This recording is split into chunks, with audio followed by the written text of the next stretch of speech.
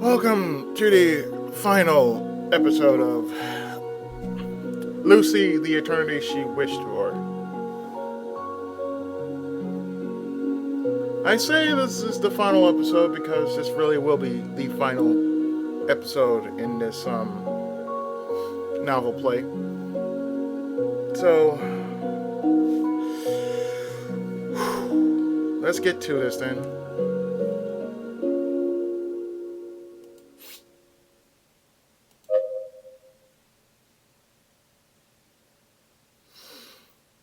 I enter the house. I don't hear anyone, but I see my father's shoes. Could he be taking a nap? It'd be a blessing if we didn't run into each other. Carefully, without making any sound, I enter my room.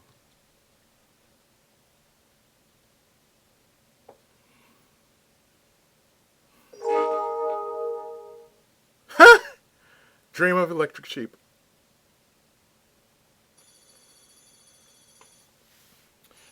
That did follow the last moment of what I did in the last part.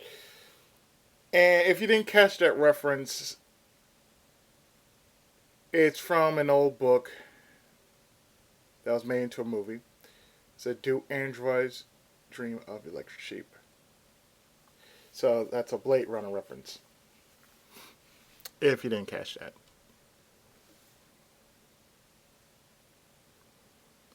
October 30th. Lucy.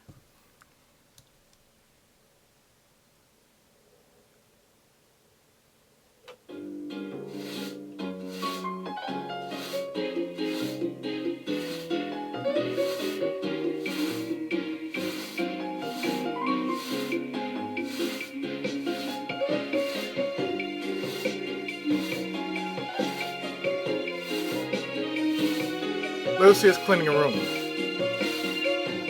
She appears to be in a good mood today. The room isn't very messy. But that's only because Lucy has been working diligently. And even though the room isn't messy, Lucy continues to clean as usual. It's already become a part of her daily routine. Without allowing a single speck of dust to fall onto the floor, Lucy proceeds with clinical efficiency.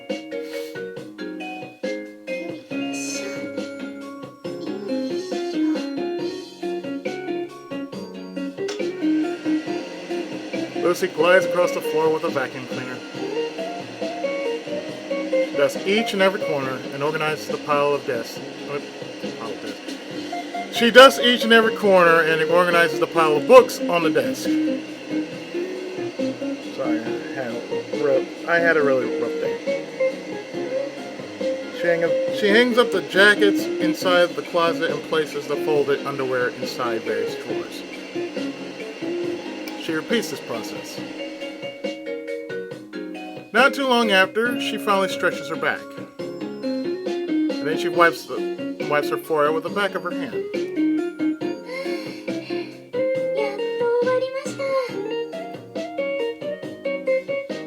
The way she massages her wrists while letting out a deep sigh is no doubt the appearance of a typical woman. She stares at the sky through a window.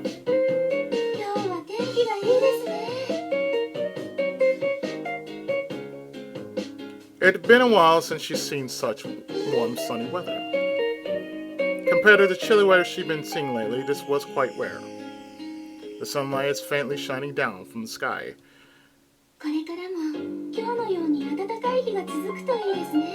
I say this every time AX rolls around. It's almost time for her master to return home from school. She makes her way towards the living room to finish up the rest of her chores.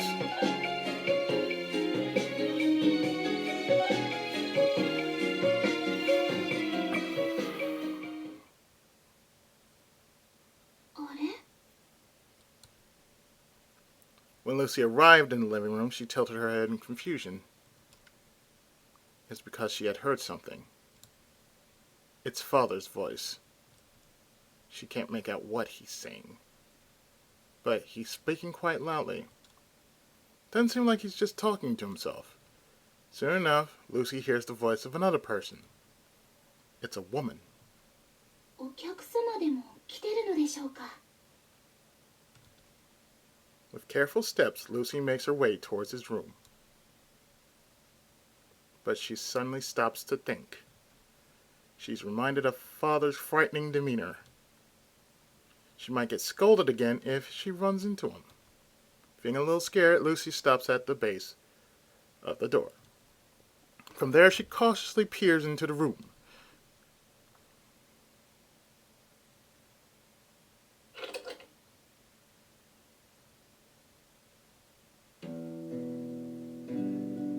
She sees Father. He's talking to a lady that Lucy's unfamiliar with. She looks like she's in her early 30s.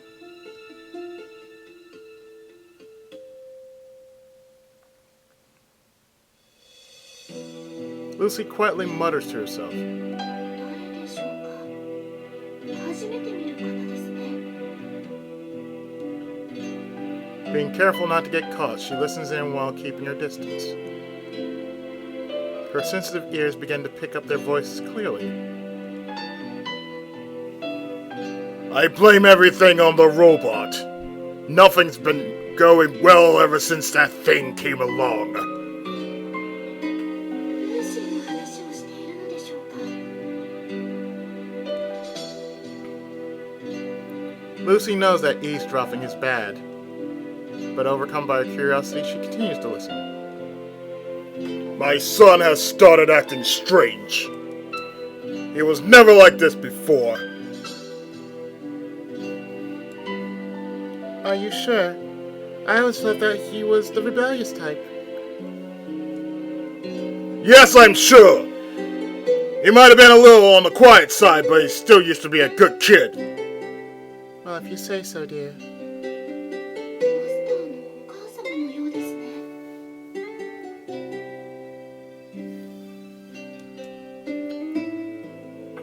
Lucy came to the conclusion, from the way that woman was talking to Father, she had heard once from Master that Father had remarried with a young secretary.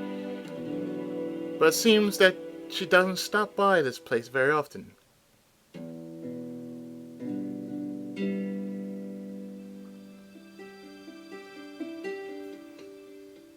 I've been thinking something was up. But I never thought his condition would be so severe. He's completely out of it. To think that he's confusing a robot with a human being. That's just what... I need to read this slowly. That's just like what's been on the news lately. How could a young boy like him lack such common sense? Confusing a machine with a person. That robot is strange. It's eerily realistic. It's far better at copying people than other models. I've seen that sly contraption laugh and cry. Didn't you say once that she has quite the looks too? Since she's just like a person and listens to its every command, I can see how it can be problematic for a boy his age. But still, she's just a robot. Perhaps he's having trouble at school? Trouble? Don't they say this often? That unsociable children are usually the ones that get attached to androids? Since they have trouble getting along with people, they grow close with androids instead. Robots are always willing to listen to them, unlike people. It's clear that he's having trouble with school life. I wouldn't know, since he rarely ever talks about what happens at school. Anyway, it's certain that the robot is the cause of all these problems. There's no doubt. But I don't know what I'm supposed to do. Isn't it obvious? What do you mean? Why don't you just go destroy it? What? Go dispose of it. The robot's the reason behind all this, right? Her words were followed by a moment of silence. but then he'll really be upset about it. Isn't it just like a toy anyway? When its condition improves, we can always buy him a new one. It's not as simple as that. The robot looked a bit special. Then are you planning to leave things the way they are? You think his feelings are more important than his future? I was the one to say, man. Something must be done about this, right? Yeah. Then just get rid of it. Go smash it in pieces or set it on fire, whatever. Father appeared to me mulling it over. You're right. That robot is the cause of all this. If that robot disappears, if that robot gets out of our way, everything will soon return to normal.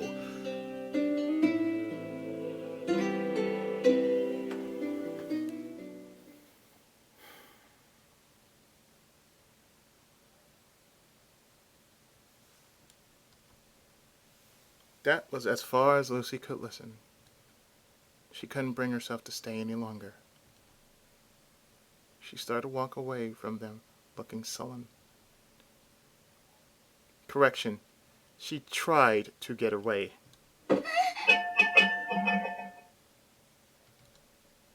While scrambling to leave, Lucy bumped into a nearby display containing a jar. She managed to catch it just in time to prevent it from crashing onto the floor, but she made a lot of noise in the process. Who's there? Father and the woman rushed out of the room.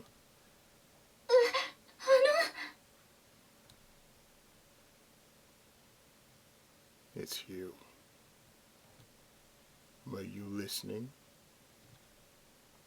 Lucy makes an excuse while putting the jar back in its place.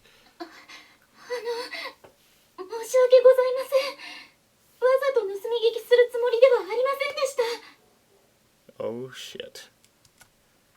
That's enough. It makes everything a lot easier then. I order you to leave this house. We've no use for you. There's nothing we need from you in this household. So leave. でも、マスターは。 My son doesn't need you either. He's only confused because he's young. You're not being of any help to my son. You're only causing him to suffer. So run along. Forever disappear from our sights.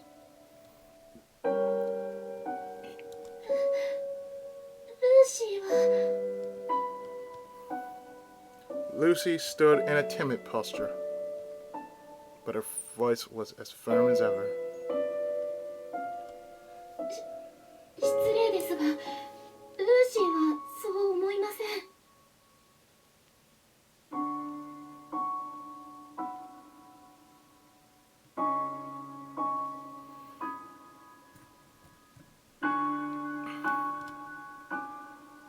What? ルーシーはきっと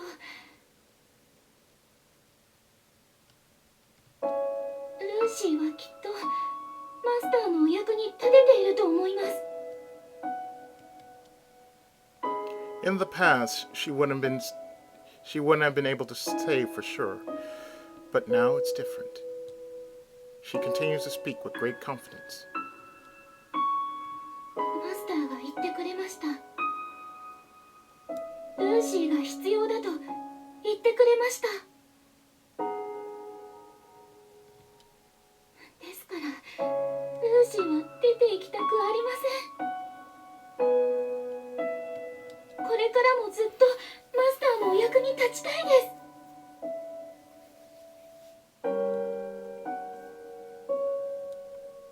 All right. It doesn't seem like we'll get anywhere by talking. Father disappears off somewhere. A moment later, he returns with a container filled with gasoline in his hand. He pours the gasoline onto Lucy. The gasoline makes a loud splash as it makes contact with Lucy. She soon becomes drenched from top to bottom.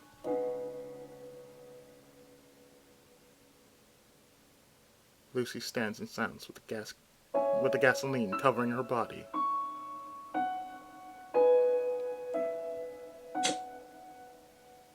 Father takes out a lighter and flicks it on. He holds the lighter threateningly close. This is my last warning. Leave if you do not wish to be turned into a pile of ashes. And don't you dare come back! Stay out of my son's life forever!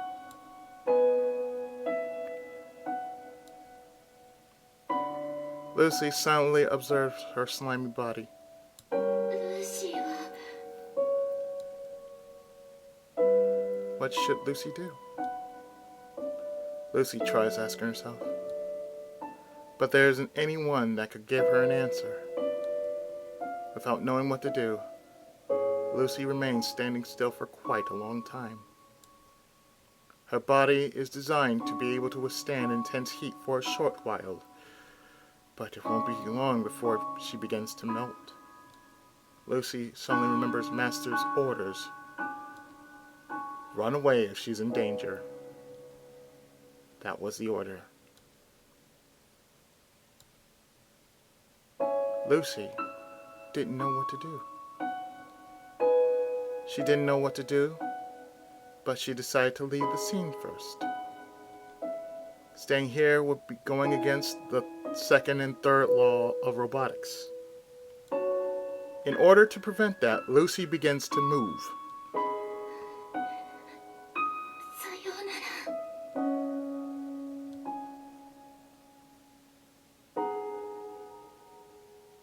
With a sad look, Lucy leaves behind these words. Don't even think about showing up here ever again. If you do, you better be prepared to pay the price. I'm in no way exaggerating. Keep that in mind.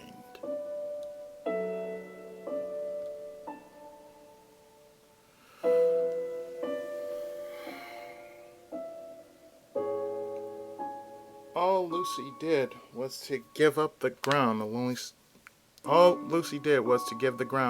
stare. Did she really have to part with Master like this?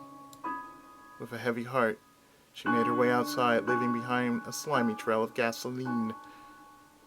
Father followed after to make sure she left.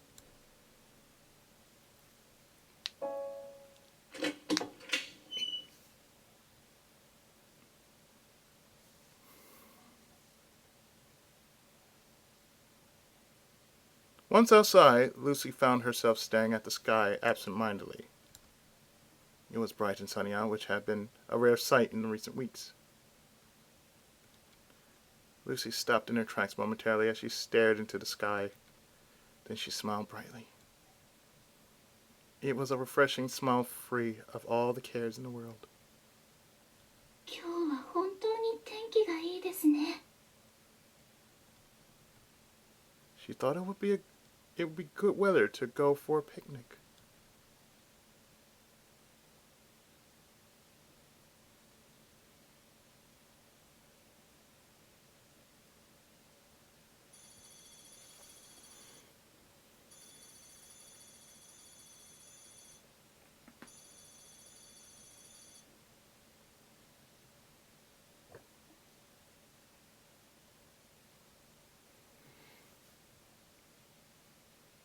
Later that day,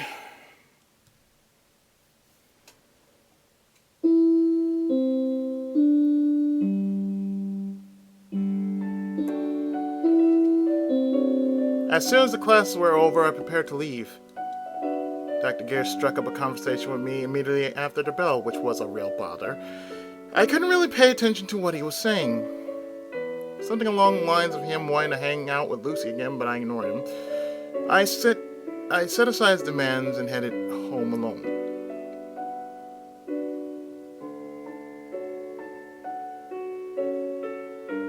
It feels like I've been getting home a lot earlier lately. And it really is true. I've started going straight home after school. In the past, I would have aimlessly wandered the streets to pass some time, but I can no longer do that, because there's someone waiting for me at home. I would have never imagined in the past that this would happen. This would ever happen. Who knew going home could be this exciting? I wonder what we'll talk about today. I wonder what kind of face she'll make. What kind of stupid things she'll say. I wonder about the most pointless things. The pointless things that I was so excited to see. I enjoy chatting with her about the dumbest things. How much do I enjoy it?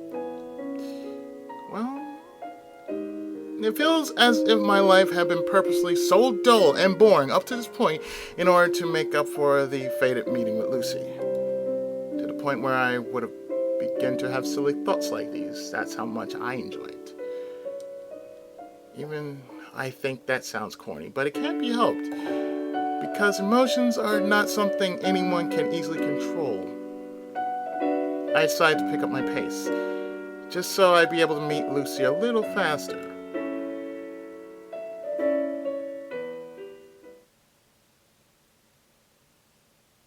It was when I almost arrived home that I began to feel something terrible was about to happen. I didn't understand why, but I could feel it in the air. Something ominous. I quickened my pace even more. I was practically running.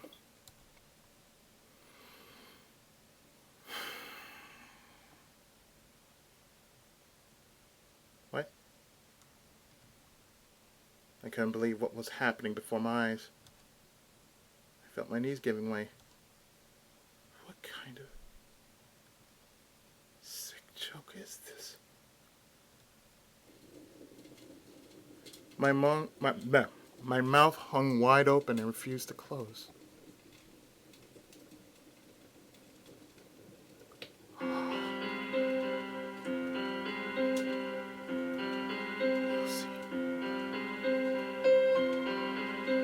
Lucy was on fire. Her entire body was burning up. In the place where she always used to stand while waiting for my return. While engulfed in flames, she was staring at me. My head went blank. I could not process what was happening at all. How did this happen? Lucy? It didn't feel like the Lucy in front of me was real. It felt as if I was dreaming. I laid a hand on top of Lucy. It was hot.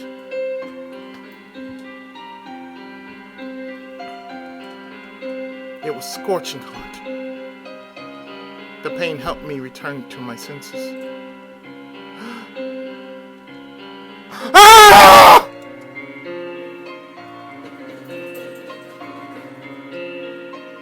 I charged inside the house. My father is standing in the way, trying to speak to me. I cannot comprehend what he's saying. I push him aside and enter the house. Ah! I screamed. I'm not doing that a second time, but... No, I'm not doing that a second time.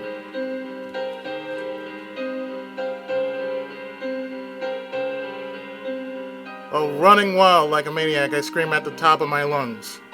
I prance around the house in a crazed fit. My vision is turned blurred because of all the tears. Only then, I finally realized I'm crying. The tears are making it difficult to see where I'm going.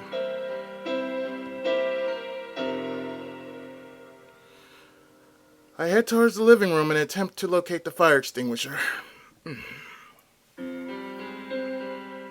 And there it is. After finding the fire extinguisher, I run as hard as I could with it. I'm in such a hurry that I sloppily fall over with a loud crash. But it doesn't matter. My knees seem to be bruised, but it doesn't matter. Without any delay, I get right back up and continue running.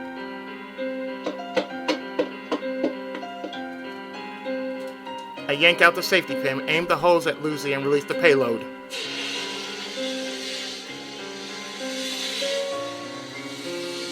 Faster! Faster! Praying that the fire would be put out just a little faster, I continue to spray.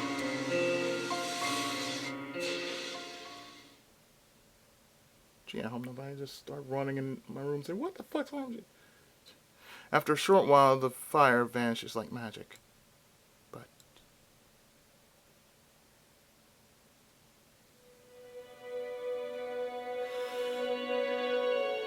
But the Lucy revealed beneath the fire didn't look too good.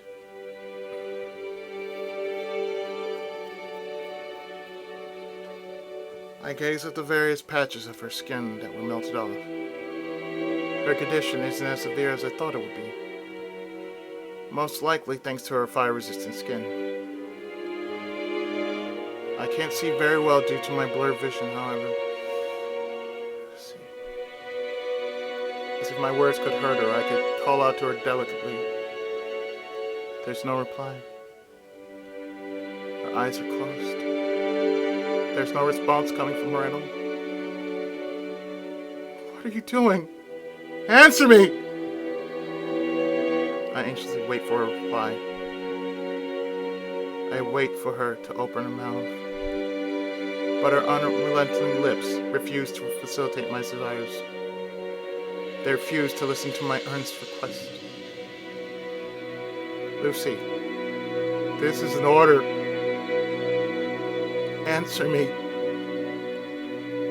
Answer me, damn it! I try yelling, but it doesn't change anything. Her eyelids are closed, tightly shut, and won't budge. What have you done?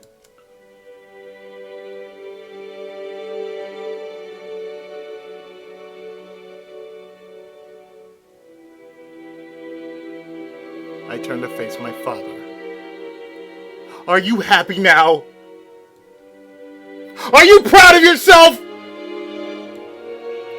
I've done nothing wrong. It refused to listen to me until the very end. Even though I told it many times to leave. All I did was get rid of something worthless. Why? Why'd you have to go this far? It's about time you opened your eyes.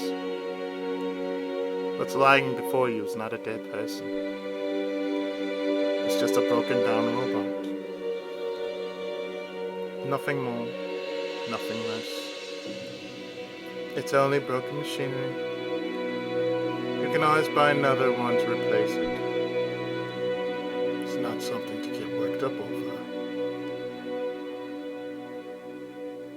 I feel my insides convulsing. A faint, sorrowful voice flows out of my mouth. I don't know anymore. I just don't.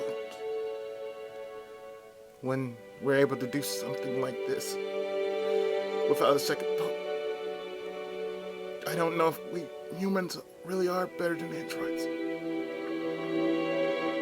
I don't know what part of human nature makes us better than Lucy. I just don't know anymore.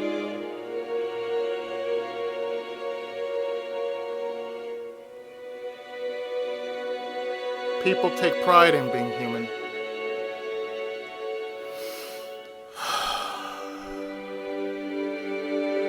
And people do not want to lose their power to govern the world. That's why they fear robots, avoid robots, show contempt for robots, and eventually do something like this without batting an eyelash. Can we say for sure that compared to this android lying on the ground, compared to Lucy, are we humans truly more deserving to exist on this planet?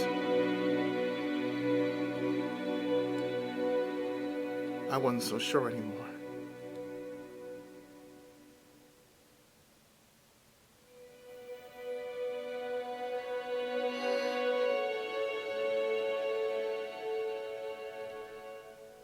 Then suddenly I heard a voice. It was Lucy's voice.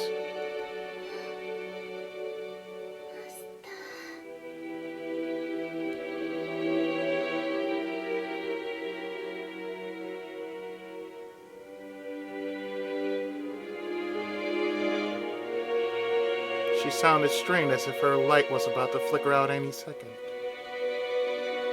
Her body was damaged to the point that it was almost painful to look at. But she still retained her usual voice that I'd been longing for. Her eyes were firm, locked onto my face. You! Are you alright?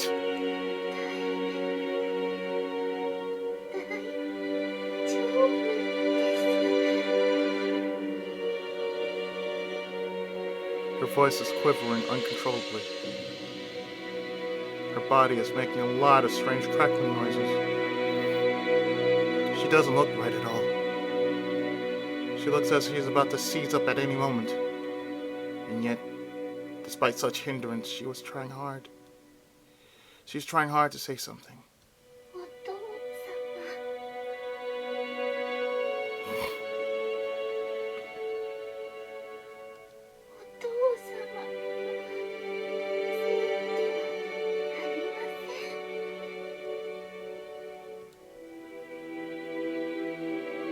She's in such a pitiful state, yet she spoke so calmly. She sounded as if she was trying her best to make me feel at ease. Her stolid composure made my chest tighten.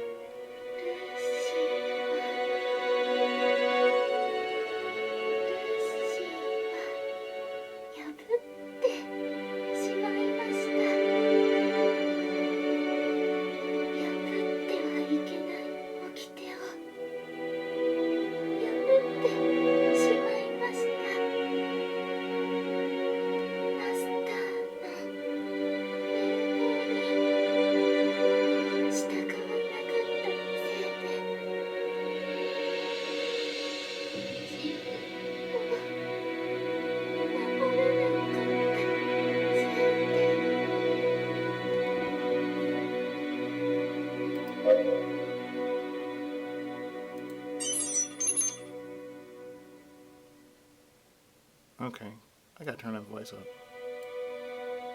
I know, I really want to hear the voice. I have to turn it up.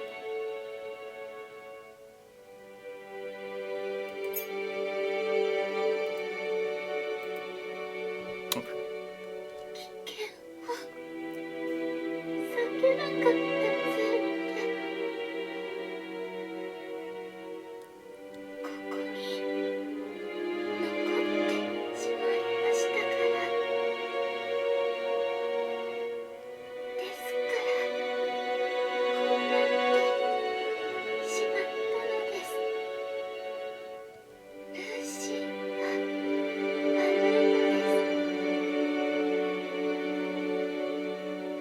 The three laws of robotics. The unescapable chains humans have bestowed upon on robots. Is she trying to say that she's in the state only because she broke the laws? Is she trying to say that the fire had nothing to do with it? I feel a sudden surge of anger welling up inside me. You idiot! What did I tell you? Run away! I told you to run away if something ever happens to you! I thought I made that very clear. I even ordered you to! Why didn't you listen? Why didn't you listen and let yourself get hurt?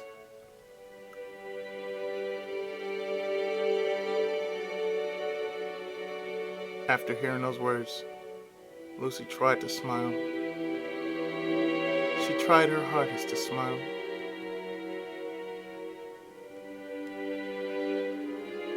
Her voice was so faint that I couldn't make out what she was saying.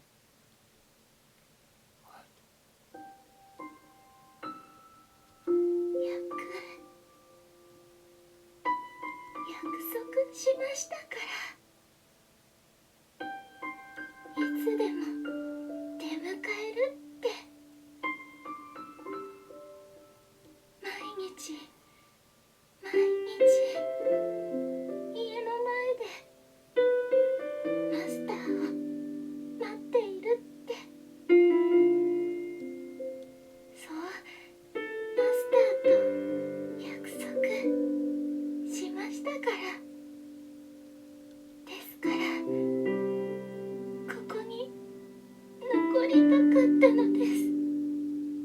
ここに、この場所に残っていたかったのです。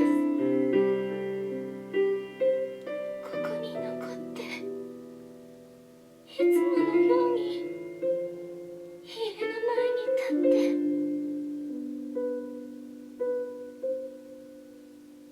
笑顔でマスターをお迎えに上がりたかった。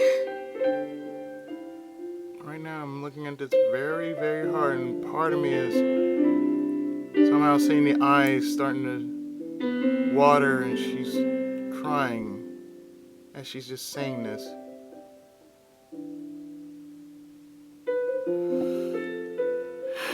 I'm trying to fight myself from crying because just because. 喜ぶマスターの顔をずっと見ていたかったです。 But that was just a promise. You didn't have to wait for me. I told you that wasn't an order. You could have just ignored it. A weak smile forms on her face. それはいけません。ルーシーが約束を破ったら、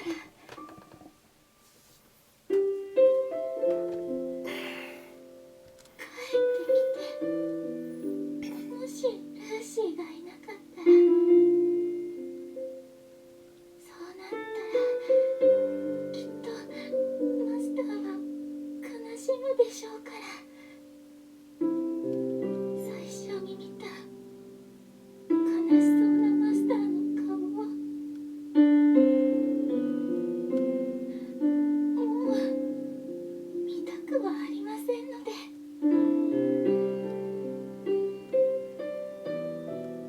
ですから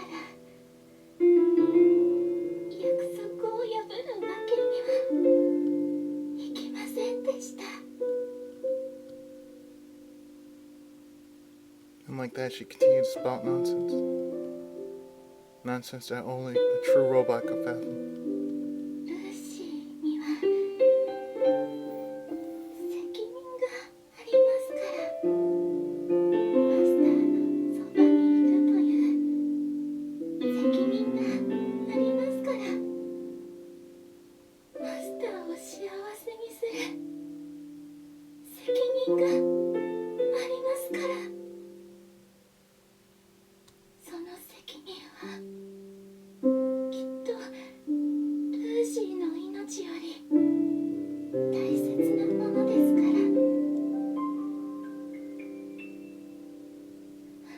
絶対に守らないといけませんから。 What? That doesn't make any sense at all.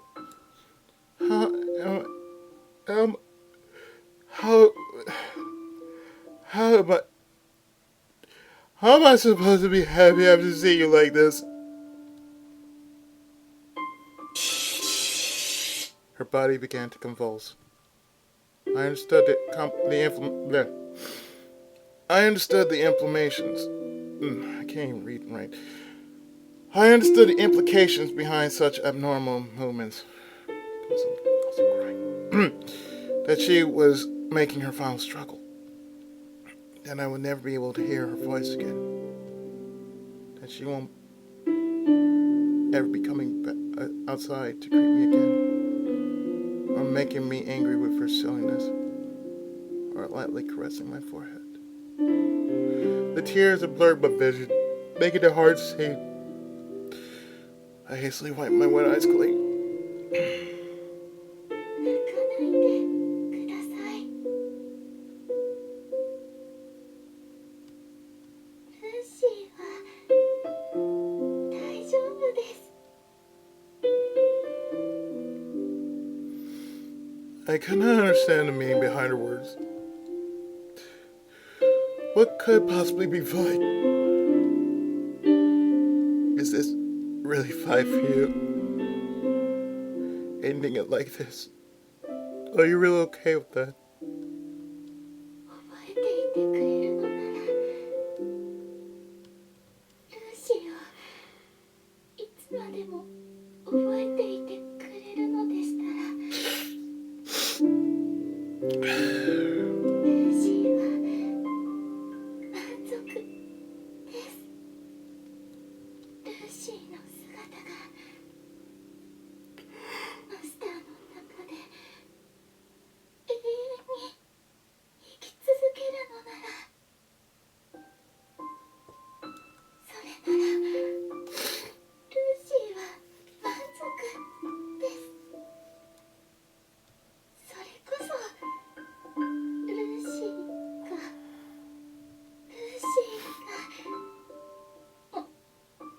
求めていた。 I understood. I understood what she was about to say. The eternity she wished for. Not in the literal sense, but the true eternity we had discussed in the past.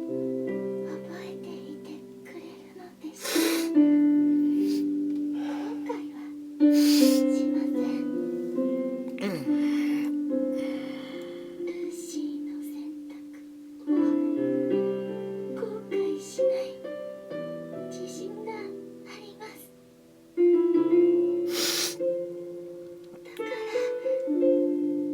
覚えていてくれますよね。永遠にルーシーの姿を覚えていてくれますよね。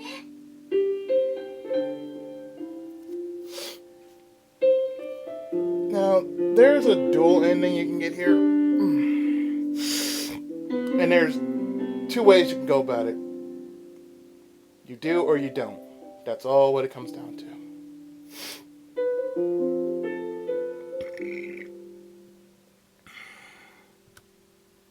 You're being too selfish. Acting on your own like that. Even if you're fine with the whole situation. Even if you have no regrets. What am I supposed to do? Now that she's leaving me behind, what am I supposed to do?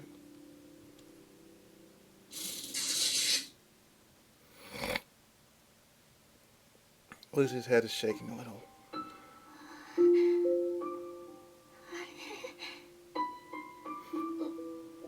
おかしいですね。もしわけございません。だんだん耳が遠くなってきました。マスターの声がだんだん遠くなってきました。困りましたね。まだ返事を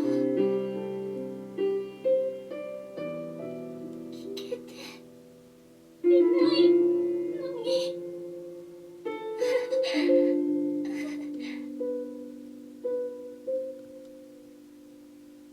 Her voice is gradually changing. Her voice is gradually changing. Just Just like when we first met. Just like back then when she used to be completely useless. 覚えていてくれますか？ Lucy's fingers are twitching. 私を覚えていてくれますか？ Nonetheless, Lucy continues to press on. With a voice that might cut off at any second, she's still desperately trying to hear my answer.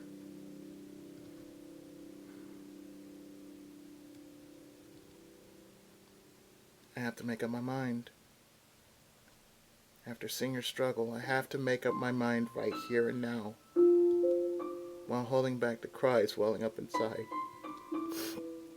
I give her a nod with my tear-stricken face. I will. I'll remember you, damn it.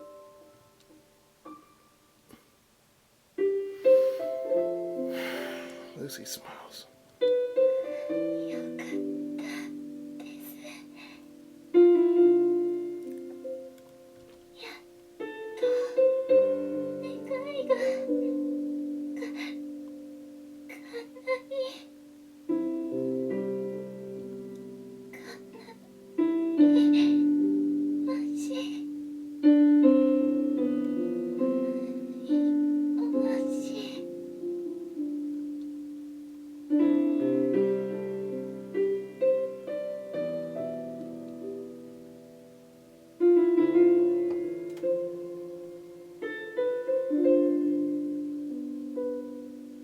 Lucy? Lucy.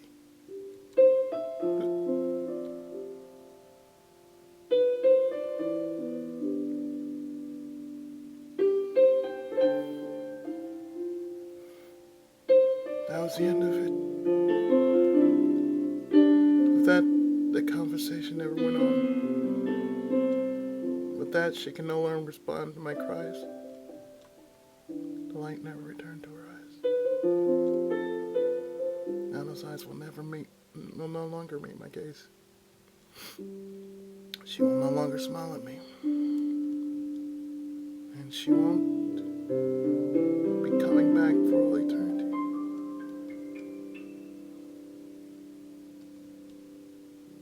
In the end, it was just like she wished for. I can say for sure that she will clearly be engraved in my memories. And with that, this pain will be remembered forever. I'll never be able to forget it even if I wanted to. Now, I have no choice but to remember. No matter how mentally exhausted and degraded I become, no matter how painful it becomes, now I have no choice but to remember her existence, to remember her name, Lucy Valentine. All the unpleasant memories that came along with it. That was what she wished for. And it was something unbearably cruel for me to endure.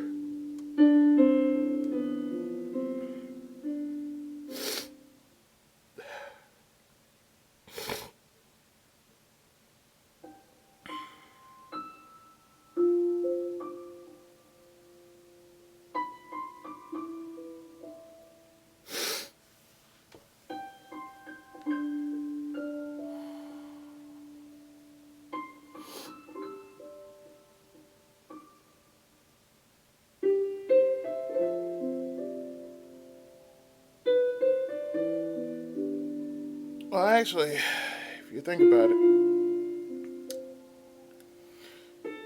this could be the end of the story.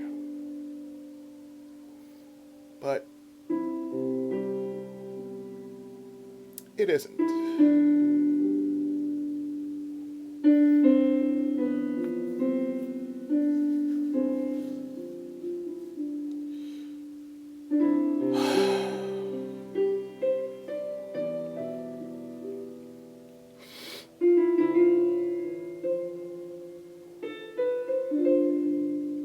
This was one of the most emotionally compelling stories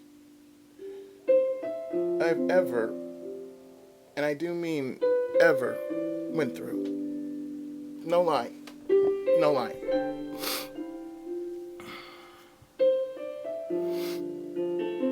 And as you can tell from the way I sound so emotionally drained.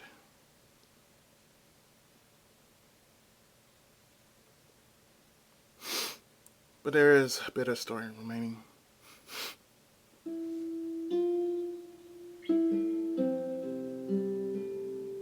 Hey.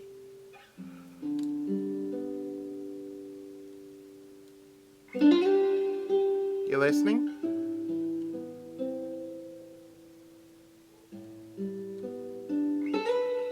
Cheer up.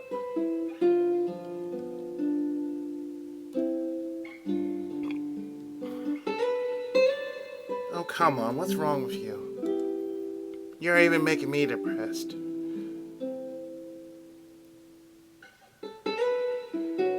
This is why I warned you not to get attached to her so much.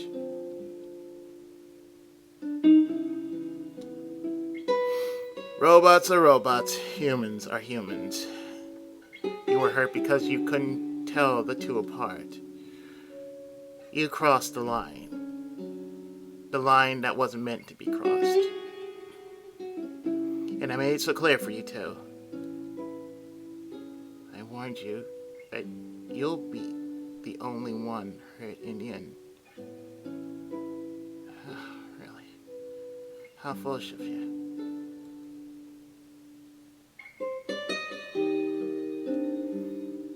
I remained silent. I've nothing to say.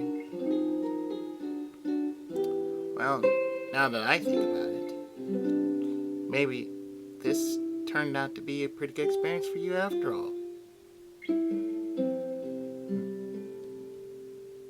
I raised my head up to look at him.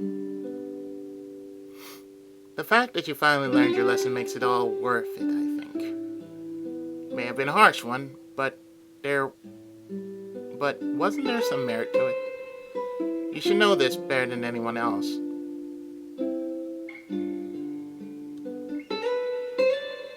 Oh, I guess you're right.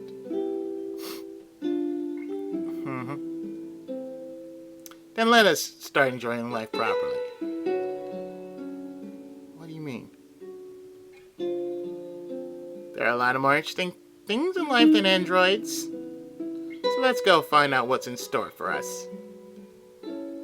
Because, to be honest, we're devoted a huge chunk of our lives just to study, right? It's time for us to catch up on It's time for us to catch up on all the fun stuff. How about you give me an example?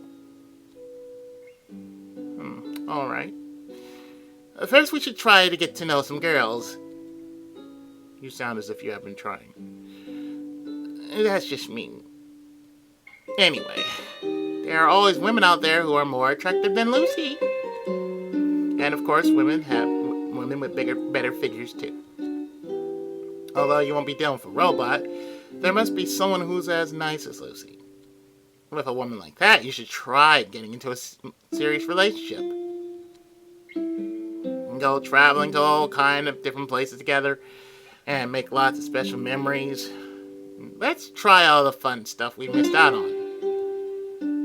And eventually you'll be able to move on from this incident. Well, doesn't it sound exciting? Doesn't sound like what a person with the SAT coming up in the next couple of days would say. That's true. But whatever, we're both responsible people. And on top of that, studying should not be your biggest concern right now. He gives me a poke on the chest. I tilt my hand in confusion. Curing this place right here is our top priority. Yeah. Might be good to go out. It might be good to go all out and enjoy myself from time to time. Yeah, you're excited too, right? I'm telling you, things will definitely pick up from now on. Just trust me, I'm forward to it. So come on, cheer up. Brush off the dust and get back up. To those words, I gave a small nod. I genuinely appreciated him going this far to cheer me up. And at the same time, I felt apologetic.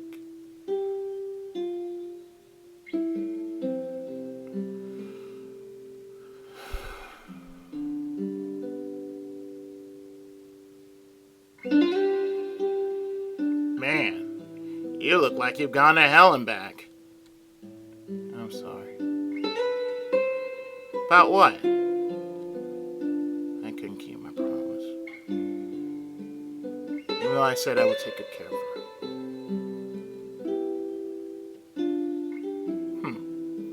Now I was wondering what you were going on about. That's not something you should be apologizing to me about, is it? There's no point. And just in case there's any hope left in you, I'll make it clear again. Her body, her memory chips, and everything else, they were all completely destroyed in the fire. This isn't something even I can handle. I'm waving a white flag. She's a goner. Even if you went to the genius who made Lucy, he probably won't be able to fix her up. I know. Alright. As long as you understand. There's a moment of calm. The atmosphere is heavy with silence. Can I ask you something? What is it? Do you regret it? And there it is. That is the final question. That basically, right there, that one question alters the ending of this whole story. So what I'm going to do is I'm going to make a save right here. Because this is the epilogue. We're looking at the epilogue right here. So what we're going to do is we're going to actually unlock everything right at this point. So let's do this. And let's give them the answer that we do and do not want. So he asked the question, do I regret it? Regret it? Yeah. About finding out about Lucy. Do you regret it? I should really stop trying to click. I have an enter button to do that. I ponder for a moment. If I had known that it would end like this, maybe it would have been better not to have met Lucy at all. If I had known, if I had never found out about her existence, if I had never picked her up at the junkyard in the first place, maybe I could have been much happier. I try to place myself in a different scenario. And here it is. And let me save. Yeah, I can save right here. Okay, let me do this. Let me do that, and there we go.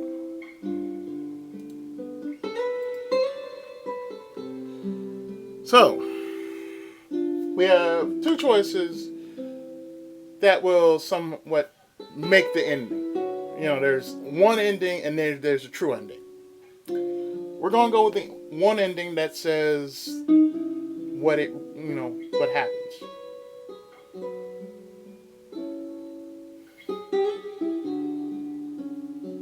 Now, one says the mind and one says the heart.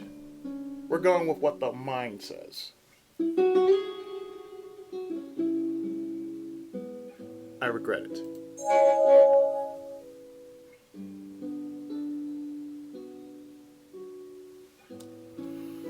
I guess I do regret it a little. I wouldn't be suffering so much if I had never picked her up in the first place. I don't understand how I could be feeling so down when I lived my childhood practically alone. It appears to have changed quite a lot ever since Lucy entered my life. You'll be able to move on someday. Move on. Yeah. They say time heals all wounds, right? Sounds cliche, but it's true. Pain you're experiencing from your loss will eventually disappear without a trace.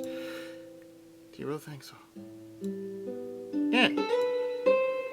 Can't possibly dwell on Lucy for the rest of your life, right? So forget about her. I guess you're right. That's what I'll need to do. The repairman did not say anything else.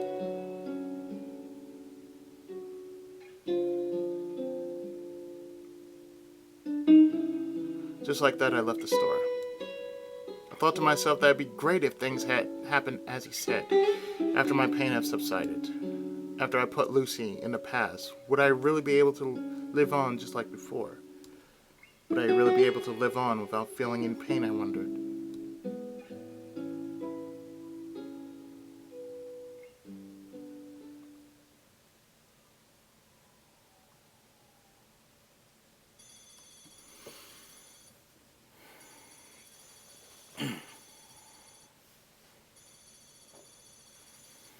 Yes, we're going through everything in this part.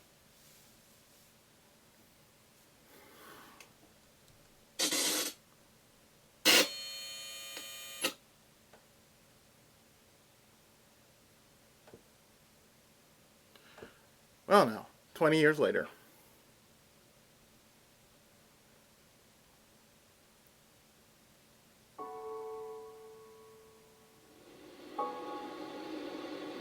I arrive at the airport in a taxi. It's time to say goodbye to Korea. I have to go on a business trip to the US. It won't be a short one. I probably won't be coming back for a while. I'm reminded of the past as I glance at my surroundings. I made so many memories here. It's my birthplace after all. But it'll be quite a refreshing experience stepping onto a new land, keeping track of the flight times aboard the plane heading to America.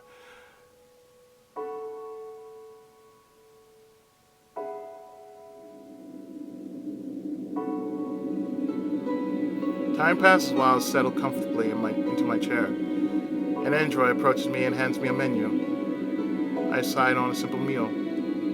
After receiving my order with a smile, the robot leaves. My stare lingers on its back for a while. The image reminded me of something. Something from back in my youth. A broken down robot. It takes me quite a while to remember its name.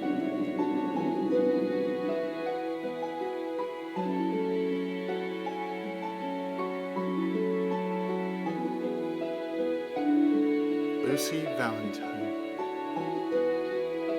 That was probably it. I really was quite immature back then. I can't believe I was able to cry over a mere robot like that. And at the time, I seriously felt that my world had crumbled. I suppose I was too naive. My cheeks reddened from reminiscing about that particular incident. Well, whatever. I'm sure everyone else at least has one or two embarrassing moments of their own. I feel foolish, yet at the same time, miss who I was back then. Now that gets me thinking. Have I really changed since that event long ago? It's not something I can judge alone, though.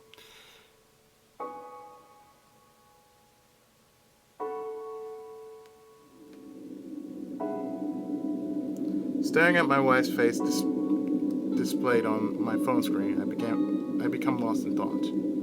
Stable job, notable social status in society, fairly large home, and expensive imported vehicles. Beautiful wife, adorable, loving children. Without hesitation, I can proudly say that I've been living a happy, enjoyable life.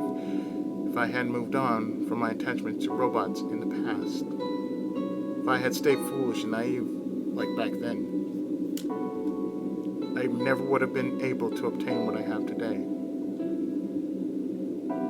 If I'm truly being honest with myself, perhaps I do have some regrets. But what's done is done. The choices I made have defined the kind of man I am now.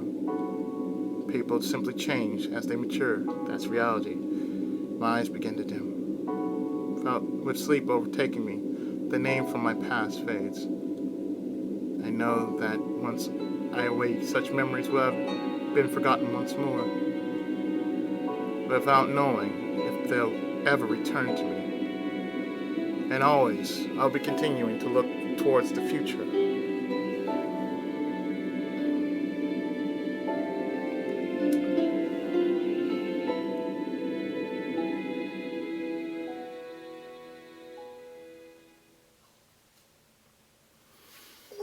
And we get Forgotten Memory. And we've unlocked the CG Gallery. And An Old Man's Wish.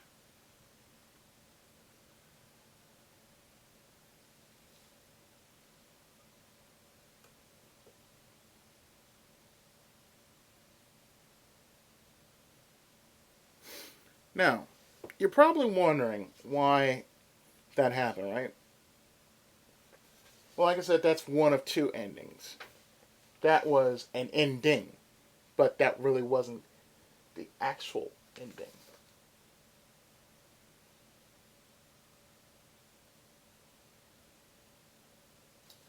So what we got is an extra. And what we're going to do with that extra is we're actually going to go into the extra. And that extra is An Old Man's Wish.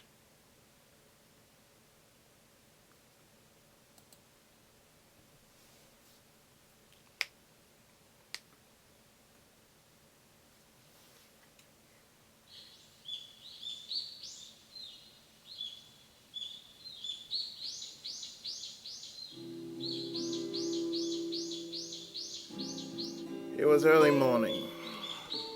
The chirping of birds can be heard through the window.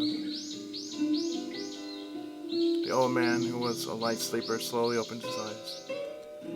Lazily sitting up in bed, he scowled at the almost blinding sunlight.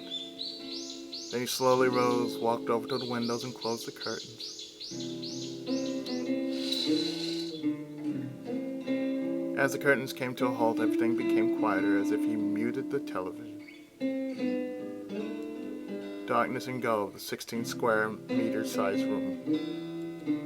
Even after opening his eyes, the old man continued to sit on his bed, staring into empty space. It appeared he hadn't fully woken up yet. "Pardon my intrusion." There was a sudden knock at the door, followed by a feminine voice devoid of emotion, which caused the old man to snap out of his trance. The old man slowly moved his gaze towards the entrance of the room with an indifferent stare. A woman young enough to be his granddaughter made an appearance at the door. "Breakfast is ready." Her words lacked the kindness expected in such a familial relationship. The formal rigid manner was reminiscent of how an employee would address their superior.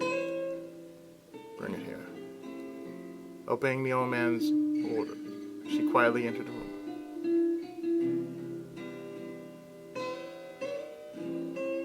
She placed the food upon a fold-up table beside his bed. It was a light meal consisting of toast, scrambled eggs, and bacon, and a lovely salad containing a wide variety of vegetables served with coffee. Instead of expressing gratitude for bringing the meal or giving a morning greeting, the old man decided to say something else. "What time is it?" "It's currently 6:12 a.m. Master has woken up 4 minutes later than average this month." Her voice sounded noticeably unnatural and dull. Yet the old man didn't seem to mind. Lifting his cup of coffee from the table, he took a sip. The balance between the amount of coffee mix and water was nothing short of perfect. She was aware of how the old man preferred his coffee and had been providing the same coffee every day without fail. "It's not just the coffee." The breakfast laid out before the old man was the result of a carefully calculated balance between his taste and required nutrient intake. Silveroids. They're androids that specifically cater to the elderly. With the changes in society and advancements in technology, traditional familial duties are becoming outdated. Nowadays, it's rare to see people taking care of their aging parents themselves. Instead, they would gift them a premium silveroid as their design caretaker. The old man once more skimmed through the newspaper article he read a few days ago. He said that the gratitude of the offspring correlates to how advanced a silveroid model they send to their parents. The one in front of him was a PI7 series model. Undoubtedly considered one of the best out there.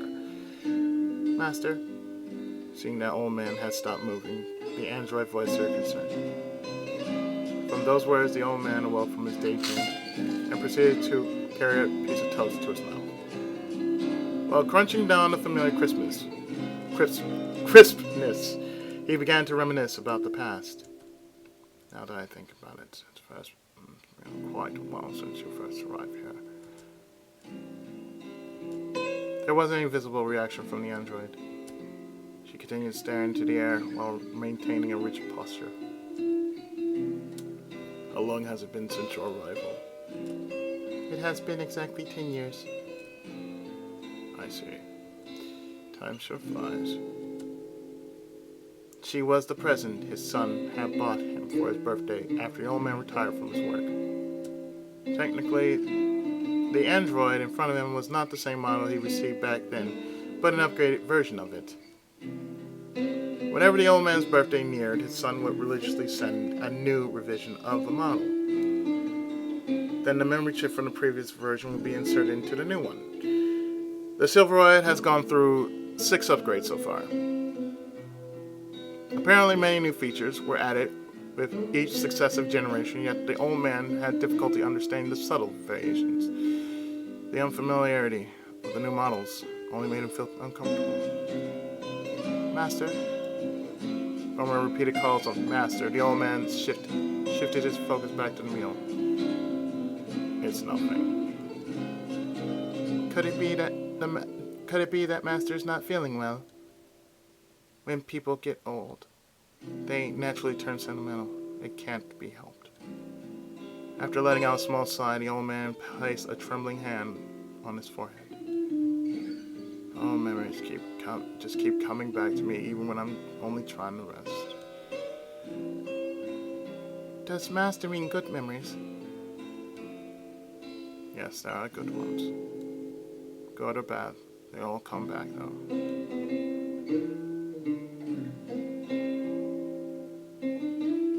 She was an android he once had actively rejected. Yet being left alone after a recent divorce has somewhat altered his views. As an old man who had only paid attention to work in his life, it was obvious that he wouldn't be able to handle the housework on his own. He tried hiring live-in housekeepers, but found the arrangement too uncomfortable, as it wasn't in his preference to live together with someone unfamiliar. After he had experienced numerous failures, he finally decided to try the Silveroid. He still had a lot of trouble with the robot at first. She nitpicked about the smallest things and ambushed him in the washroom every day with her examinations and whatnot. The first year was very stressful for him. However, humans are adaptive creatures. With time, he had eventually adjusted to her routine, keeping his complaints down to a minimum. In fact, he had become so dependent upon the convenience of having an android that the old man wasn't sure if he would ever be able to survive without one.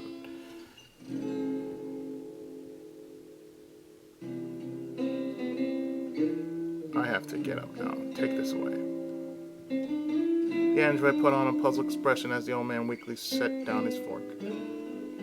Master's finished, but Master has not yet met the recommended nutrient intake.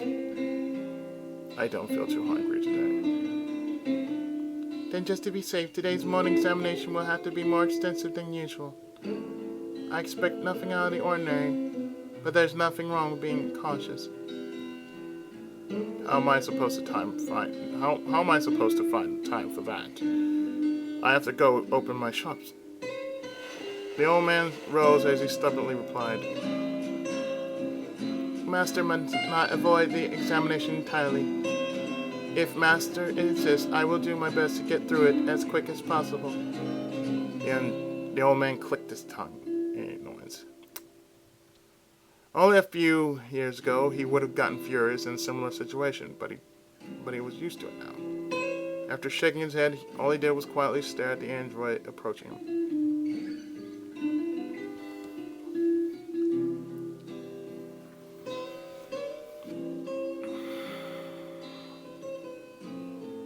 After examination, the old man made some preparations to leave and headed towards the front door.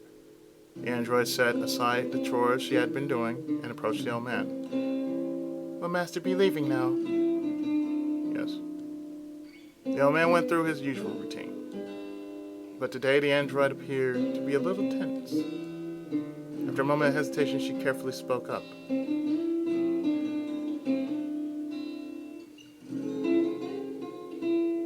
Master, what is it? What is it? I was thinking maybe Master should avoid going to work today. And why is that? It's been confirmed that Master isn't in a very good condition. Please consider taking a day off. Those were the results from the examination he'd taken in the washroom moments ago. It was true that his body felt heavier when he woke up. It seemed that he had caught a cold. Yet the old man dismissed the Silveroid's concerns with a snort. From this, I'm fine. There's nothing wrong with me. The android stopped the old man, who was preparing to leave once more. She was persistent in her attempt to get her message across. Apparently, in case of emergencies, her typically meek personality was programmed to become more assertive. As mentioned, it is not necessary for Master to go to work today. It's fine if Master leaves the store work to me and rests at home. Oh wait, what if you get robbed or something? How are you planning to deal with that when you're not allowed to hurt people? There are many ways to subdue people without inflicting bodily harm. There's also an alarm feature that will alert the police to arrive on the scene in less than 5 minutes. Stop talking nonsense and stay at home. Keeping our home safe is a job too. What if this place gets robbed? It seemed like the android wanted to say something, but she eventually lowered her head. After giving her a look of disapproval, the old man left the house.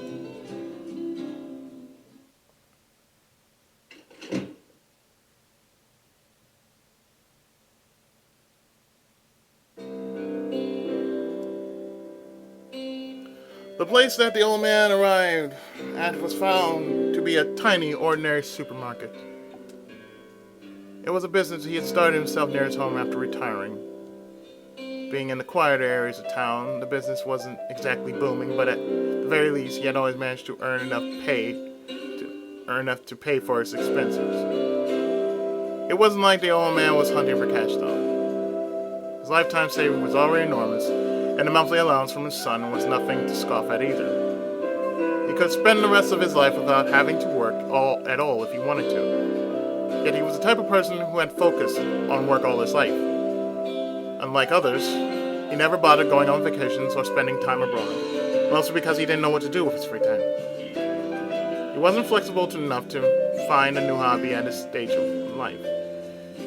Since he had thought about nothing but work all his life, all he could do was to find some more work even after retirement.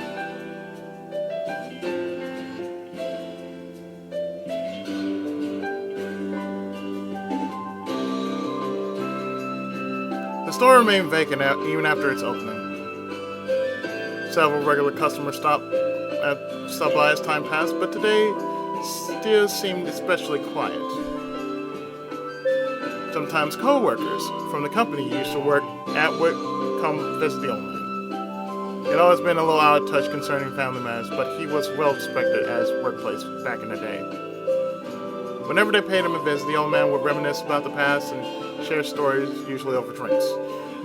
But that seemed unlikely today. Inside the quiet store, the old man passed the time by cleaning and checking the inventory.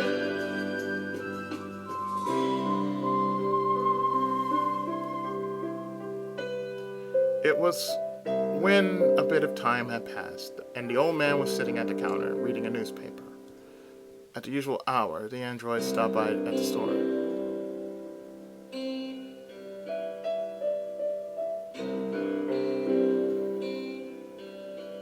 Is everything fine? The android offered a greeting with that dull voice of hers. She was carrying a large sack. He already knew what it was without needing to look inside. She placed the sack onto the counter and proceeded to unwrap it. I brought Master's lunch. The moment the old man caught a glimpse of the lunchbox, he let out a deep sigh. How many times have I told you you don't need to bring me something like this? I can just get by with the stuff inside the store. With all due respect, the food inside the store is not healthy enough for Master. Please refrain from eating such undesirable products. I have received a specific orders from Master's son that I should supervise and manage Master's diet. The old man became silent at the mention of his son, but he soon snatched the lunchbox away without letting out a loud snort. Then, as if he was trying to let out his anger, he hastily pried it open. An assortment of nutritious foods that he enjoyed was laid out before him. That bastard pretending to worry so much. Even while carrying the lukewarm food to his mouth, using a pair of chopsticks, the old man continued to complain, saying all that, not even bothering to show me his love. How ungrateful. That's why there's no point in having children. Running off doing whatever they want, leaving their parents behind to growing up. The android tilted her modest-sized head in confusion. With all due respect, Master was the one who told his son, who was paying Master a visit for his birthday 2 years ago, to never show up again and kicked him out of the house. Damn. That's because he kept talking nonsense! Every word came out of his mouth was driving me insane, so how could I not do anything about it? As his voice began to rise, the android lowered her head without a word. She appeared to be waiting for the old man's anger to settle down. 2 years had passed since the old man and son last saw each other. The monthly allowances and birthday presents delivered through an android. Those were the only connections remaining between them. The old man had always been on bad terms with his son. Whenever they met, they always ended up getting into a quarrel over something petty. This eventually led to a huge confrontation on his birthday 2 years ago. The argument escalated until the old man, who had finally reached his breaking point, decided to kick his son out of his home. Since the incident, they hadn't made any direct contact in 2 years. Their relationship had deteriorated to the point where they would only use the old man's silverware to keep in touch. From the son's perspective, Master may have come across as exceedingly cruel. I've done nothing wrong. He had returned from overseas just to pay Master a visit, so perhaps it was insensitive of Master to drive him away only because of a minor argument. That's enough. This is nothing out of the ordinary. You should already know that. Even so, I feel that this has been going on for far too long this time. Even after a conflict, he always used to return the following holiday as if nothing happened. I'm worried that the pain in my son's heart may be deeper than what Master believes. I'm worried that the pain in the son's heart may be deeper than what Master believes. The old man did not reply. He'd also have been worried all this time. He'd always argue with his son, yet he admit that this latest conflict had lasted far longer than usual. For a moment, he began to worry that his son couldn't visit because something bad had happened to him. But that was very unlikely. If his son hadn't been doing well, the Silver Roy would have already notified him. It was proof that his son was doing fine. Master. What is it? Master has stopped moving his hand. Indeed, the old man has ceased moving his chopsticks. Keeping his hand stationary, the old man posed a question.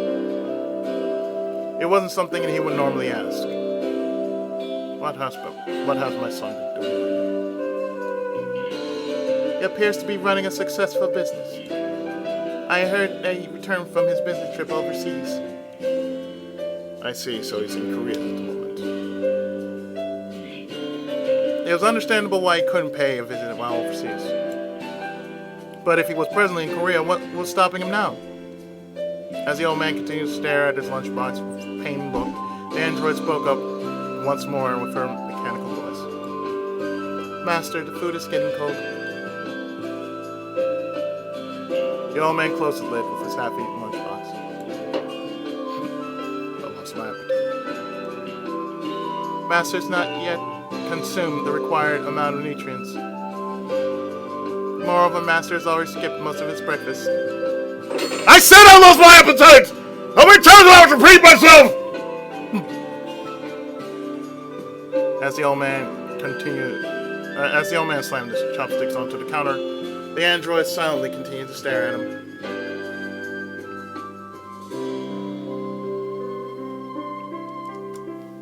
The look in her eyes implied that she still had a few things left to say.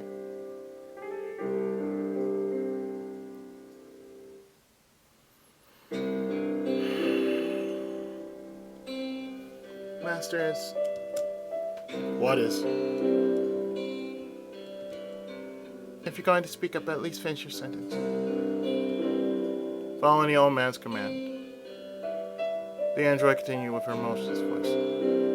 With all due respect, I believe that Master has a tendency to get too angry with his son. I recommend that Master attempt to be more understanding of him. It was rare for the android to openly criticize him. Because he wasn't used to such treatment, he couldn't help but furrow his brow. After a moment, he lowered his voice and replied calmly. Are you taking his side? I'm not taking anyone's side. I'm only advising that if Master wishes the situation with his son to improve, he must gain proper control over his emotions. Do you really think I get mad just because I want to? Of course not. But the stuff he spouts in front of me makes me lose my mind. It's his fault for being such an idiot. Isn't that because he's part of family?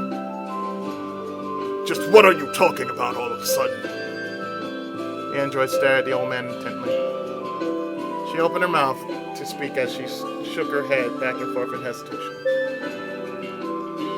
Evidently, she wasn't feeling very confident. The reason why Master gets so frustrated isn't it because having a father-son bond causes one party to unconsciously expect something from the other and become frustrated when they don't follow through? When they don't follow through?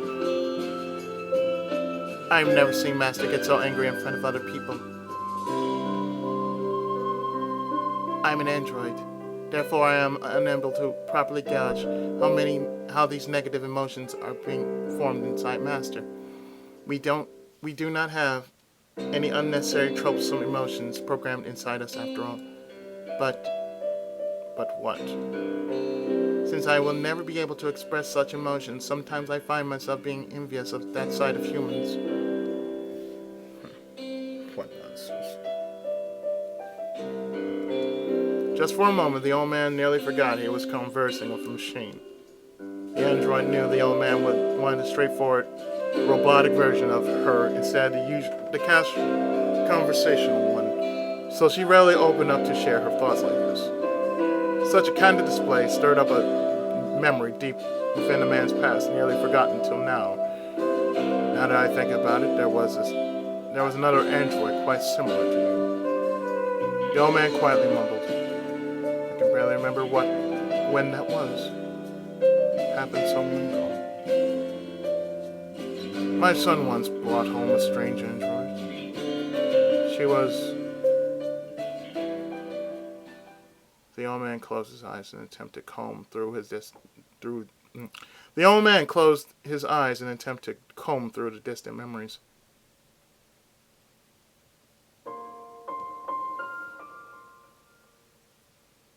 She was a little different from you.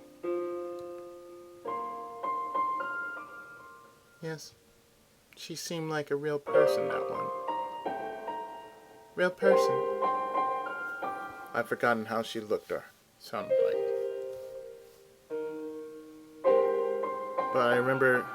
But one thing I remember is that she was very talkative. She would always get ahead of herself despite only being a robot. The android remained silent after her explanation, staring blankly at her master. But my understanding is that Master prefers a less talkative, laid-back android companion. I do! That's why I hated that android! My son and I used to argue over it all the time. What did you do with her? What do you mean? Her eyes slightly narrowed. The android. What did you do with her? Well, I'm not sure. Did Master continue using it? So long ago, I don't recall what exactly happened.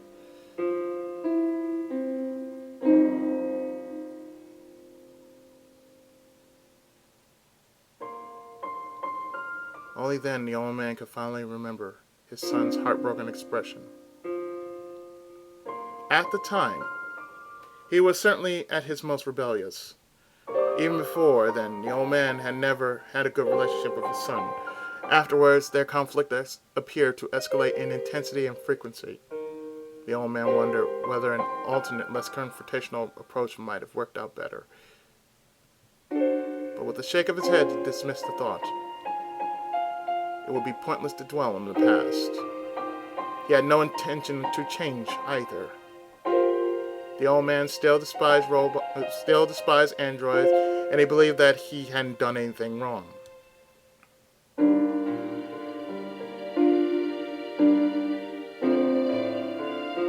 How about making an apology? The old man's hand flinched a little. He responded in anger. Quit talking nonsense! Was it truly nonsense? I thought Master would want his relationship with his son to improve. Does Master not want to make peace with him? Stop it! How do you expect me to do such a thing? Master. There was a bit of hesitation, but it only lasted for such a very short moment. With a newly determined look, the android stared straight into the old man's eyes. I've served Master for a very long time, and I'm confident that I know more about Master than anyone else. I've more or less deduced what Master deems important in terms of values. Just what are you blabbering about? You're acting quite strange today. Isn't there something more important than Master's pride? Isn't there something much more important than Master's need to consider? Instead of trying to save face, wouldn't it be wiser to drop his stubbornness once and for all? The old man did not budge. Without agreeing or disagreeing, he sat in silence. While maintaining her blank expression, the android continued. Of course, I do realize such a task will be difficult to accomplish. But Master, I believe that sometimes it is important to swallow one's pride for the greater good. The old man tore open one of the cigarette packs on the store display and lit one up. Typically, the android would have scolded him for such an unhealthy habit, but for some reason, she did not say anything this time. Exhaling a cloud of smoke, the man sighed. 'Twill be Master's birthday soon. Instead of holding a social gathering with Master's acquaintances, may I recommend a private session with Master's son to spend some quality time together? You sure are talkative today. The android lowered her head. Perhaps this was her own unique way of apologizing. The old man exhaled another cloud of smoke.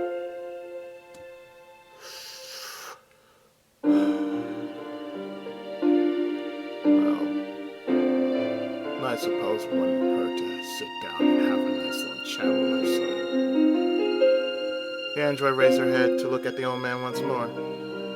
Then I will make the preparations right away. Also, is it alright if I pay Master's son a visit and deliver the message in person this time? Although her voice sounded flat as usual, the old man could somehow sense a tinge of excitement coming from her. Is it really necessary that you go in person? To elaborate, the timing would coincide with the arrival of an android engineer for the annual model upgrade. I thought it would be a good idea to go into the city and get the upgrade while delivering the message. Although things will be inconvenient for Master during my leave. If that's better for you, then go ahead. I'll be fine around here. I understand. Then I will make the preparations to leave right away. Alright, good luck.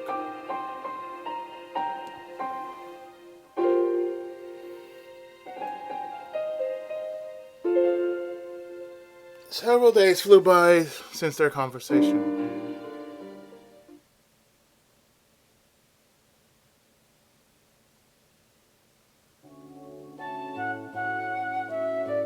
The android, who had been busy creating a schedule all this time, was especially making a lot of racket today. When she was done, she bid a farewell to the old man before she departed.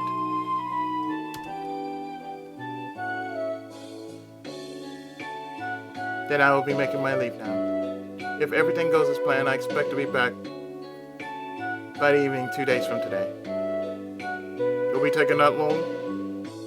The trip itself shouldn't take that much time, but I must cater to both Master's son and the android engineer schedules.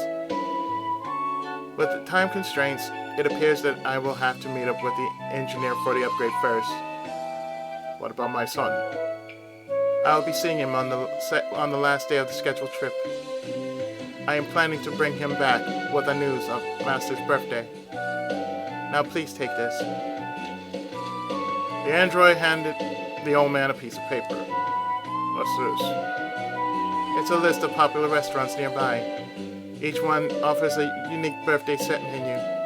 I've listed the foods they offer in great detail. That should be more than enough to go around, but I'd like to recommend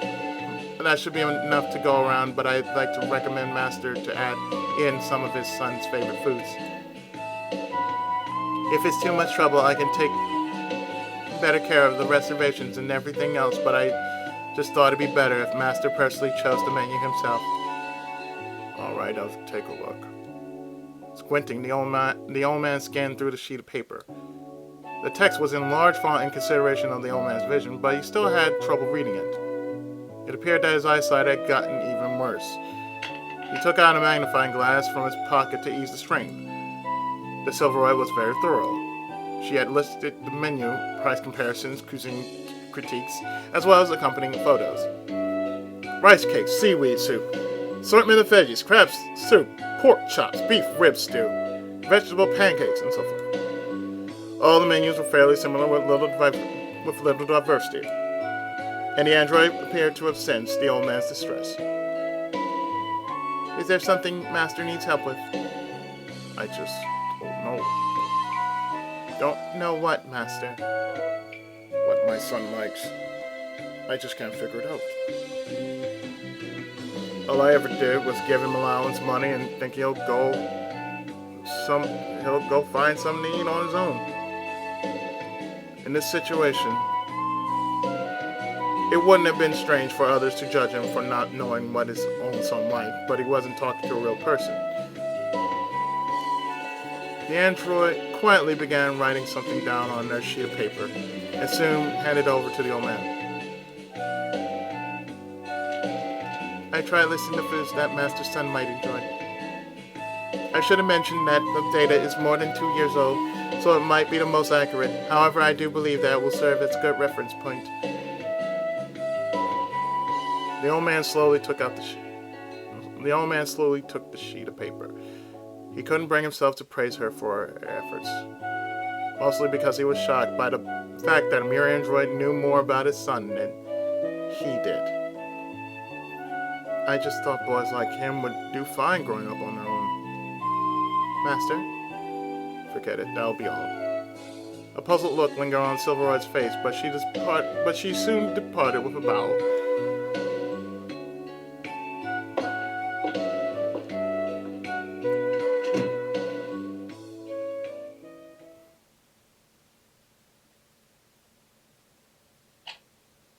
And the old man was instantly enveloped by a deafening silence.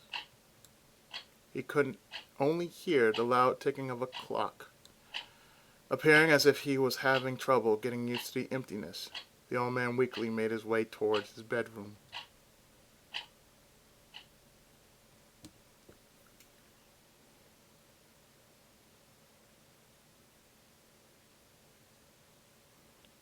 What I'll probably do is I'll do as an extra video is the true ending. A day had passed since the android's departure.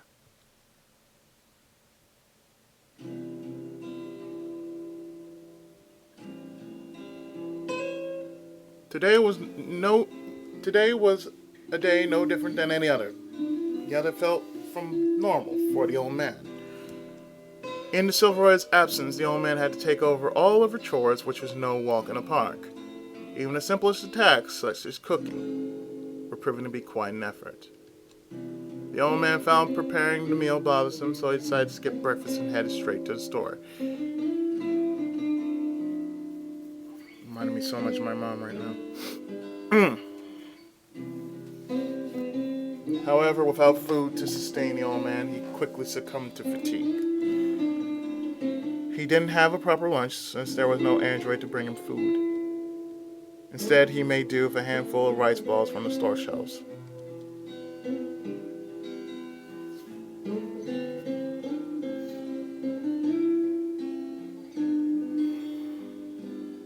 He set aside some time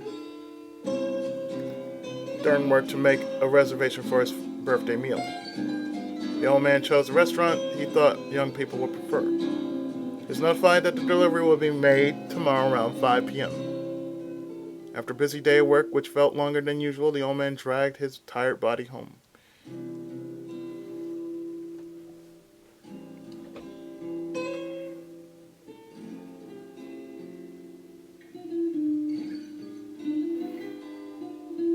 When the old man arrived home, he was too tired to cook up a proper meal. So he ate a bunch of nearly expired snacks he brought from the store. Afterwards, he neatly folded up and put away his clothes instead of leaving them lying around the house like he usually did. Deeming it too much effort to run a bath, he opted for a quick shower. Then he ran a laundry load through the washing machine and tidied up around the house. This is what the android had always done for the old man. He clearly didn't have the same amount of energy he used to when he was young. He was no longer at an age where he would be able to do everything on his own. The old man began to feel thankful that he had someone that could take care of all the chores for him. Probably would never felt this way if his body hadn't been so weak.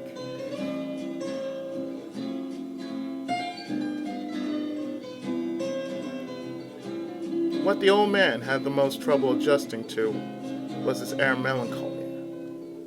Certainly his android wasn't the most outgoing. That was because she was instructed to keep everything simple and to the point. It was what the old man preferred.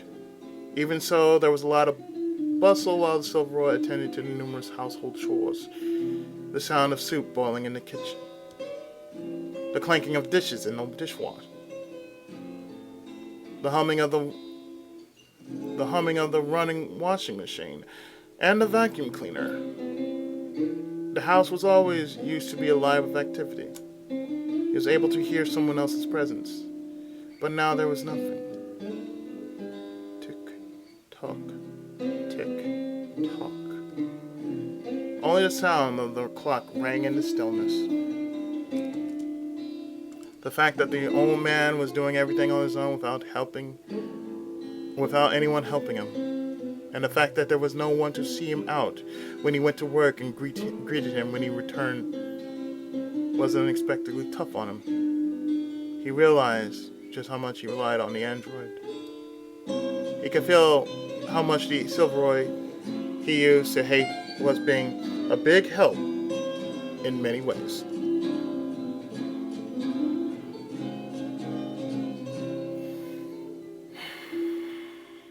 While lying in bed with nothing to do, the old man tried to picture himself in his son's shoes when he was young.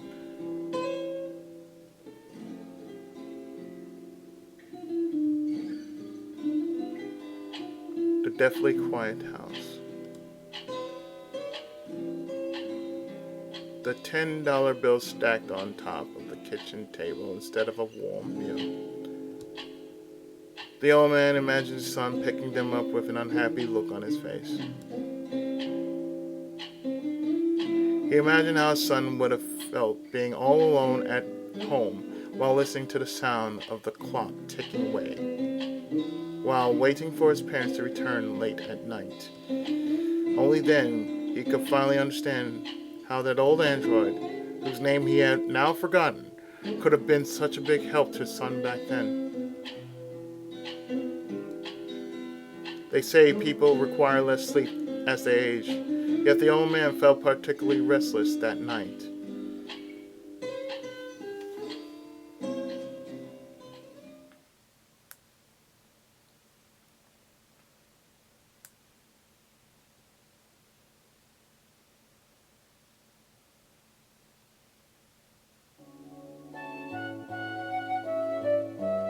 Today was the big day. In the evening, the android returned with the old man's son.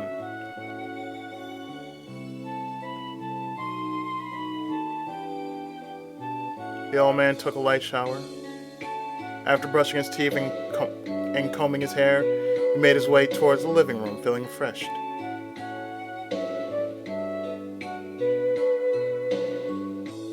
It was a day off from his work, but he had other reasons to bustle about the house. Rather than standing around until the food arrived, the old man decided to occupy himself with some chores. He first checked for any messy spots around the house.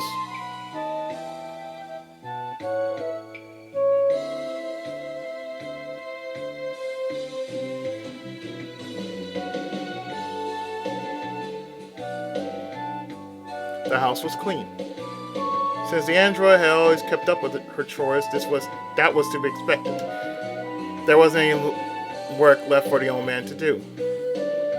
So at the very least, he decided to change the kitchen tablecloth. He took away the aged, dust-speckled one and laid a fresh one out with a sleek design. Then he brought out a pack of colored candles, which he never had any chance to use. He also took out an assortment of fruits and veggies from the fridge. Since the android had already peeled off the old skins and cut them into pleasing shapes, he just needed to give them the finishing touches. This should be good enough.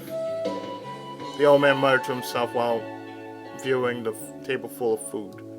It was the house that the old man had lived in for such a long time, for as long as he could remember, but he had never seen the place brighten up as much as today. He thought about how he never had many chances to sit down and eat with his son. He thought about how he never had many chances to sit down and eat with his family, not just his son. So at this time at least, he wanted to savor a warm, intimate meal with his son.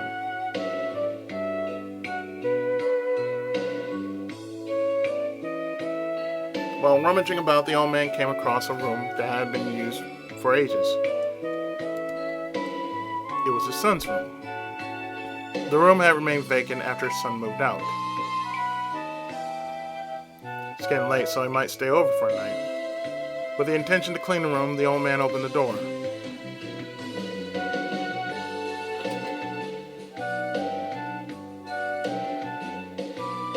The old man found himself in shock. The room was so clean to the point that no one would believe it had been used in years. The old man dragged his fingers across numerous surfaces, but not a single speck of dust was to be seen. It appeared that the android had been cleaning the room every day. Had she been doing that just for the sake of cleaning the entire house? Or had she been anticipating the day his son would finally return? The old man couldn't tell.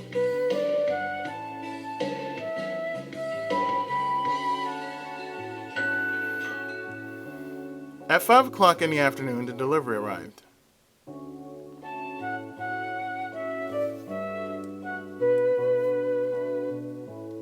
Since he had numerous side dishes, it came to be quite a large amount of food.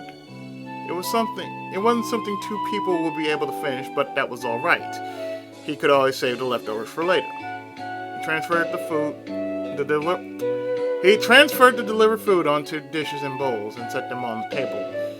The old man took out all dishes containing foods that his son might enjoy and placed them on the side of the table. He did not bother placing the candles on top of the rice cake. It would be rather embarrassing to sing the happy birthday song and blow out the candles at his age. He fiddled with the candle placements. Can't read. He fiddled with the candle placements in an attempt to create the ideal atmosphere. He also prepared a bottle of fine wine that had been open for 10 years. Soon the old man's very special guest would be arriving.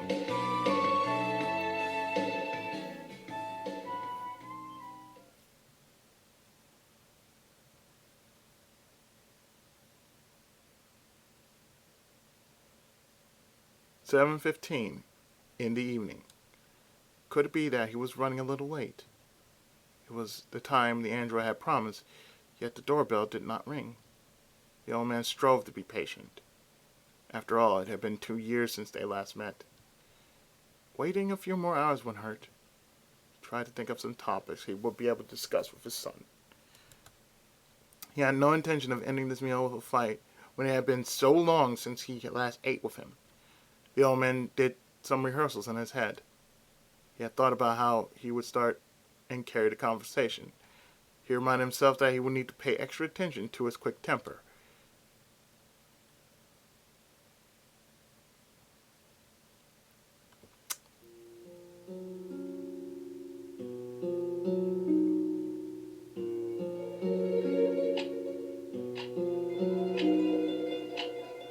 Two hours passed in the blink of an eye. The clock now reads 9:25.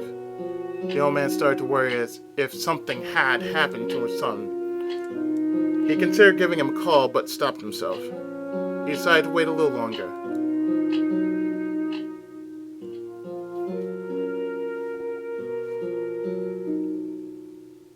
About after 10 minutes, the doorbell that the old man had painstakingly waiting for finally rang. Suppressing the urge to rush out, he slowly made his way towards the front door.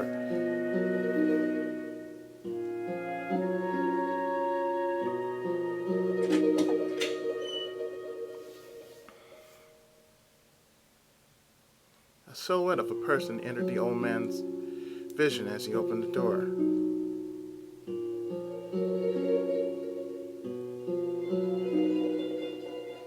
An unfamiliar woman was standing before him. With the help of a serial code embedded on her body, he was able to deduce that it was his android. This happened every year. She was just inside a new body. There's no need to be surprised. This android made a small bow towards the old man. "I have returned. How have things been?" "How come you were so late?" "There were some unexpected delays." "Okay, but..." The old man looked past the android. There wasn't anyone else besides her. Oh.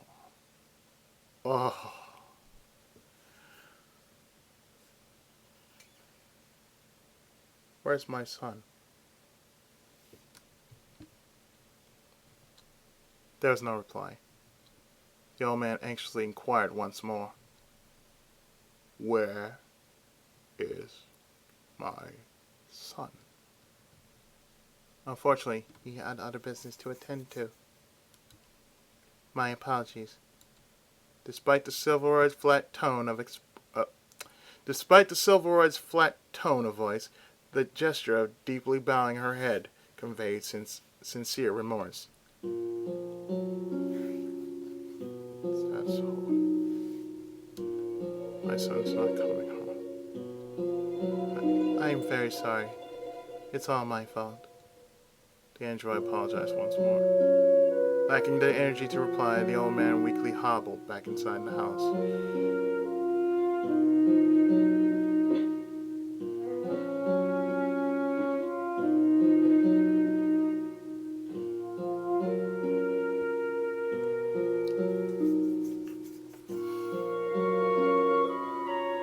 The old man lingered on the prepared table of food. Much to his chagrin, he found it difficult to conceal the sadness from the android. The first birthday meal I prepared in a long time has gone to complete waste now. I don't think I can finish this on my own. The android's head lowered even further. Perhaps she was feeling guilty. It's not your fault. It couldn't be helped that he was busy. Raise your head. Actually, I have brought a letter from him. A letter? What's it about? The android shook her head from side to side. It appeared that she did not know herself. The old man sat up in his chair and prepared himself. Would you mind reading it for me? My eyesight's quite poor. The android nodded and took out the letter.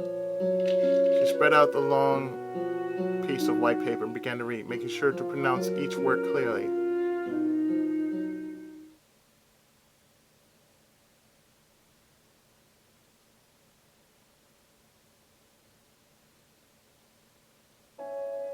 God, that is blurry. Father, I hope you've been doing well. First and foremost, I would like to say happy birthday and thank you for inviting me to your party. I hope you can find it in your heart to forgive your son who is sending a letter due to unforeseen circumstances instead of paying you a visit in person. The needless formality continued for a little longer before finally delving into the main topic. It appears that 2 years have passed since the last time I was in touch with you. These years have felt both short and long and have allowed me to think over many things. About this father-son relationship where we frequently quarreled. About this twisted relationship where we end up scowling whenever we see each other.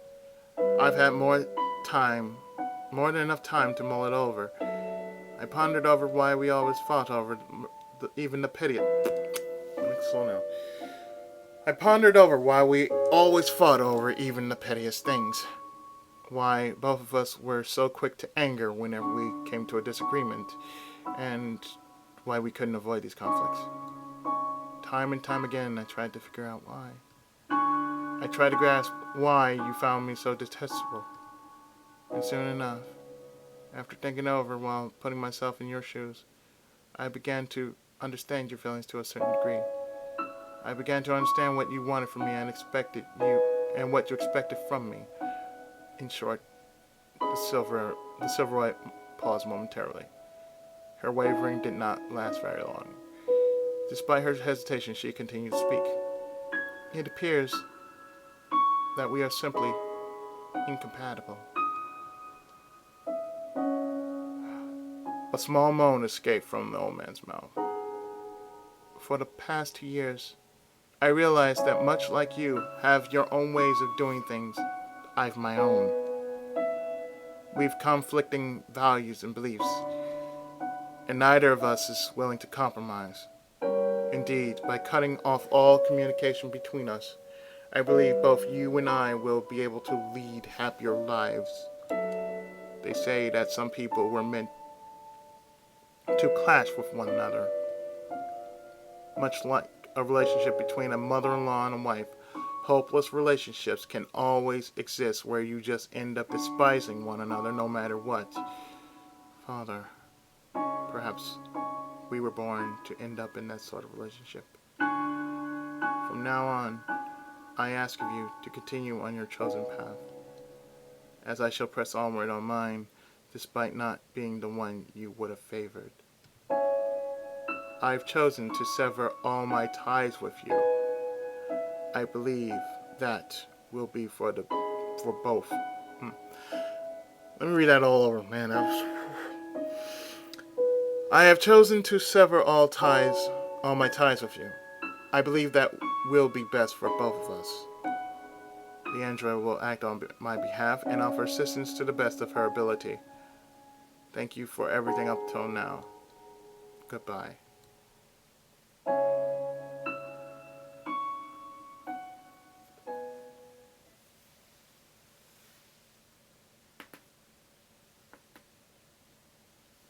And like that, the letter ended. With eyes closed, the old man sat quietly in his chair. He smiled bitterly as he digested the words from the letter.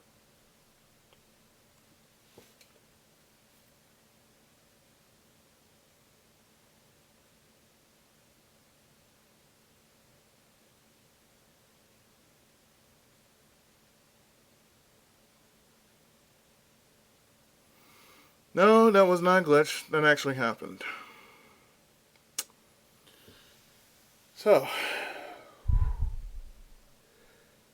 what I'm going to do is I'm actually going to stop here, and it's a two-part finale, by the way. In the actual final part,